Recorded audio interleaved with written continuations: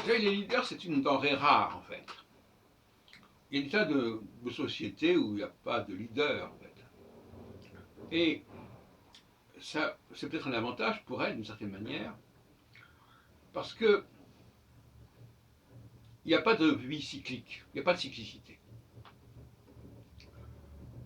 C'est le calme plat, je dirais. Avec le leader, il y a des hauts et des bas. Il y a une présence et une absence.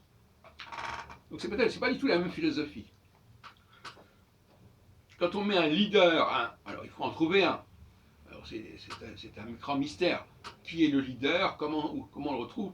C'est le fameux problème du Dalai Lama. En tout cas, quand il y a un leader, on peut être assuré qu'il va y avoir du mouvement. Il va y avoir du mouvement. À certains moments, on va aller vers lui, on va l'investir, on va se servir de lui, d'une certaine manière. Et à d'autres moments, parce que le cycle aura changé de phase, eh bien, on le laissera tout seul, à ses pensées, à son travail, voilà. Et puis après, au bout de 3 ans, on le reprendra. Et ainsi de suite. C'est une sorte de yo-yo. Et comme je l'ai dit tout à l'heure, c'est quelque chose de tout à fait, c'est pas du tout naturel, ce phénomène. Parce que même si on prend le cycle des saisons, c'est pas aussi brutal. Et le passage de l'été au printemps n'est pas brutal. Le passage du printemps à l'été, ou de l'hiver à l'été, enfin l'hiver au printemps, l'automne à l'hiver, tout ça n'est pas brutal. Ça se fait progressivement. Alors qu'en astrologie, d'après mes observations, c'est presque de l'ordre du courant électrique.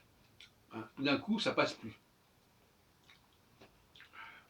Tout d'un coup, les gens qui semblaient être polarisés sur ce leader, à un moment donné, tout d'un coup, ils sont démobilisés, ils sont plus concernés, ils sont plus sous le charme. C'est comme s'ils sortaient d'une sorte d'état d'hypnose. Et l'astrologie, c'est avant tout, stratégiquement, la science du leadership. C'est pas la science de monsieur tout le monde, c'est la science des chefs.